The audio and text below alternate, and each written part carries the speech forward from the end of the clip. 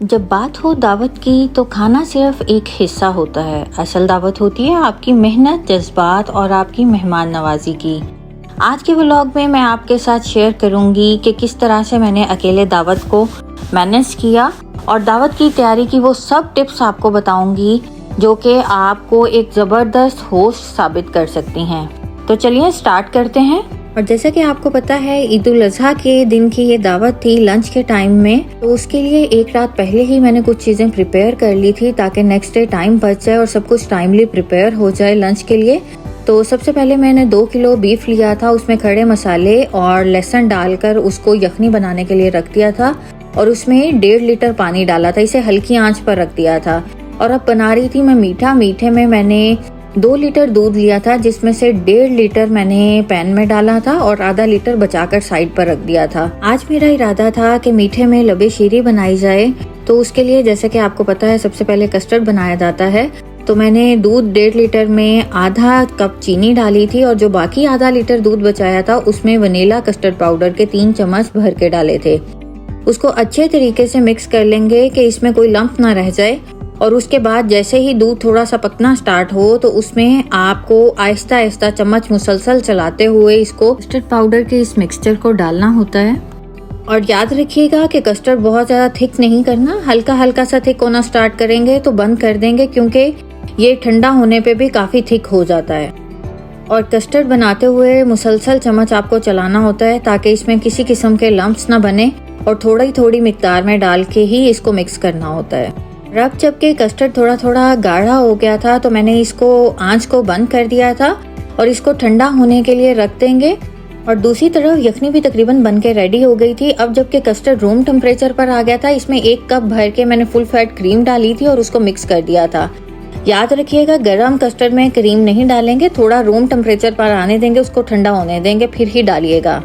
इसको अच्छे से चम्मच चलाते हुए मिक्स करेंगे। और इसमें मैंने थोड़े से नट्स भी पकाते हुए ही डाल दिए थे जो कि ऑप्शनल हैं, और साथ में इसमें कलरफुल सवैयाँ उबाल कर रखी थी वो डाल दी थी।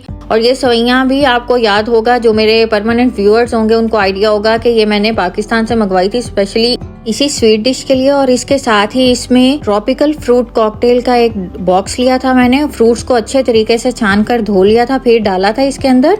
इस सब को मिक्स करके आप इसको बॉल में निकाल कर फ्रिज में रख सकते हैं। तो मैंने इसको ओवरनाइट फ्रिज में रख दिया था और साथ में जेली भी बनाकर फ्रिज में रख दी थी जो कि मॉर्निंग में मैंने यूज की थी गार्निशिंग के लिए। और फ्रूट सैलेड के लिए फ्रूट भी पहले से काट के रात को ही रख दिया था, और उसमें सेब नहीं काटा था जो कि काला हो जाता है, तो वो मैंने मॉर्निंग में ऐड किया। और साथ में मैंने 1 kg मटन की चांप ली थी जो कि मैंने योगर्ट में और दिए गए मसालों में मैरिनेट करके रात को ही रखती थी ताकि सुबह पकाने में आसानी हो। ये तो थी मेरी रात के वक्त की गई तैयारी। और फजर के बाद ही, जैसा कि यहाँ पर आपको आइडिया होगा कि ईद की नमाज हो गई थी, उसके साथ ही मैंने घर के मामूलात के काम और कुकिंग का काम स्टार्ट कर दिया था। सबसे पहले मैंने 2 अनियन लिए थे, उनकी प्यूरी बना ली थी। वो गोल्डन ब्राउन हुए तो उसमें चांपों का जो मसाला लगाकर रात से रखी हुई थी वो डालकर पकने के लिए रख दी थी। बात यह है कि आपको काम ना जल्दी जल्दी समेटना पड़ते हैं, क्योंकि मेरा जो स्टोव है वो छोटा है, उसमें एट अ टाइम 2 ही चीज़ें बन सकती हैं, जिसकी वजह से मुझे सब कुछ प्लान करके चलना होता है।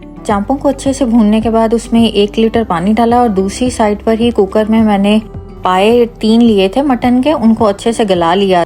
और अब उसे दूसरे पैन में निकाल रही थी। उसमें मैंने टमाटो और अनियन की प्यूरी डाली थी, 1 चम्मच जिंजर गार्लिक पेस्ट डाला था और बहुत बेसिक सी स्पाइसेस डाली थी जो कि स्क्रीन पर भी मेंशन्ड हैं। में नमक, मिर्च, हल्दी पाउडर, धनिया पाउडर और जीरा मसाला था। इस सब के साथ इसमें ऑयल डालकर मैंने इसको कवर करके साइड पर रख दिया था ताकि जैसे ही चूल्हा एक फारिग हो तो उस पर इसको बनने के लिए रख दूं। इस तरीके से अगर आप दावत के टाइम में चीजें साथ साथ करते जा रहे होते हो और मल्टीटास्किंग कर रहे होते हो तो आपके लिए कामों में बहुत आसानी हो जाती है। दूसरी साइड पर जैसे ही कुकर फ्री हुआ था, मैंने उसमें 2 किलो मटन लिया था। कुकर मेरा छोटा है तो मैं 1-1 किलो करके उसको अदरक लहसुन का पेस्ट डालकर उसको गला लिया था और उसे बड़े पतीले में ट्रांसफ़र करती जा रही थी, जिसमें मैंने ऑलरेडी टमाटर और अनियन की प्यूरी डाल रखी थी ब्लेंड करके, ताकि मुझे पकाने में और गलाने में आसानी हो और बहुत कम टाइम में ही चीज़ें पक जाएं। मैं 5 टमाटरों की प्यूरी के साथ 3 अनियन बड़े साइज के लिए थे, उनकी प्यूरी डाली थी और साथ में 2 चम्मच अदरक लहसुन का पेस्ट और स्क्रीन पर मेंशन की हुई बेसिक सी स्पाइसेस डाली थी। और यही बेसिक स्पाइसेस जो है हम चिकन कढ़ाई के लिए और मटन कढ़ाई दोनों के लिए सिमिलर यूज़ करते हैं। जबकि एक साइड पर चांपें बन रही थी और दूसरी साइड पर मटन को गलाने के लिए रखा हुआ था, तो मैं साथ साथ जो है घर के बाकी सारे काम भी मैनेज करती जा रही थी और साथ साथ में होने वाले तमाम गंदे बर्तनों को भी साथ ही धो रही थी।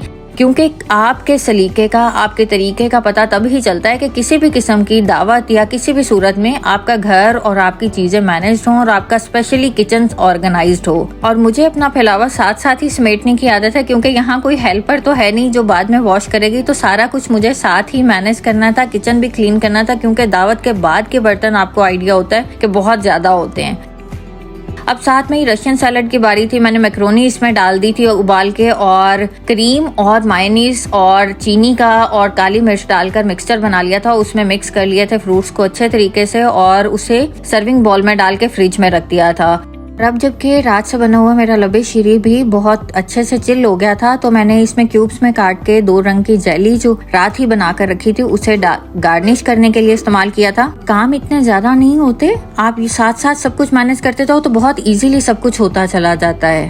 और ये सब तो हो गया था। एक साइड पर मैंने कढ़ाई में मटन को भूनने के लिए रख लिया था और दूसरी साइड पर बड़े पतीले में मैंने पुलाव बनाने की तैयारी भी स्टार्ट कर दी थी। उसके लिए यखनी रात से ही जैसा कि बना ली थी, तो बहुत आसानी हो गई थी।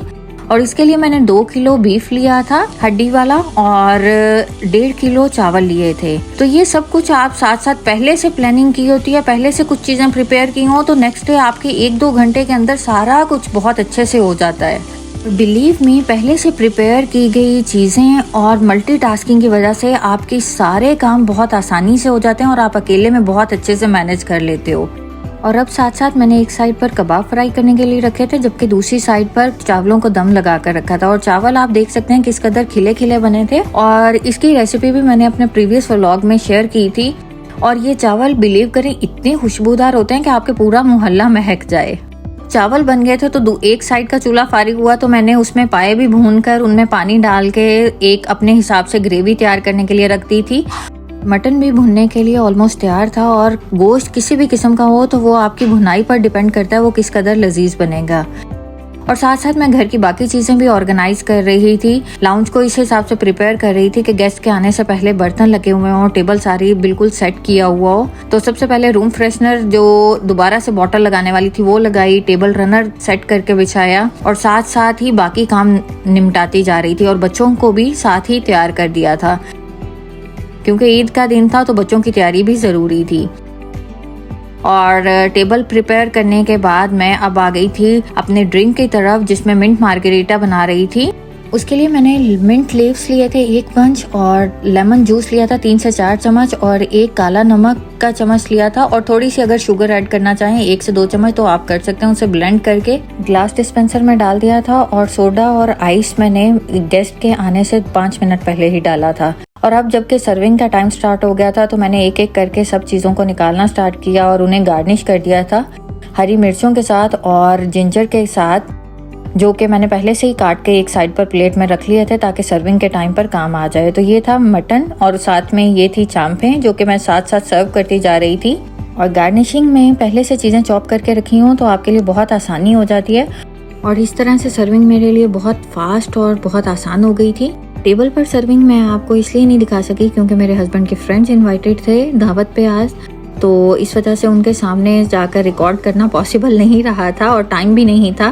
तो ये थे कबाब हमारे जो कि फ्राई हो चुके थे और उनको भी सर्व कर दिया गया। और अब जबकि खाने का टाइम हो गया था तो मीठा सर्व करने की बारी थी, जिसमें सैलड और लबे शीरी था। और ये थी किचन की बाद की कंडीशन दावत के बाद की, जो कि 2 शिफ्टों में बर्तन में धो चुकी थी और अल्हम्दुलिल्लाह मेरा किचन बिल्कुल क्लीन था। होपिंग आपको भी ये वीडियो अच्छी लगी होगी। Don't forget to like, share and subscribe.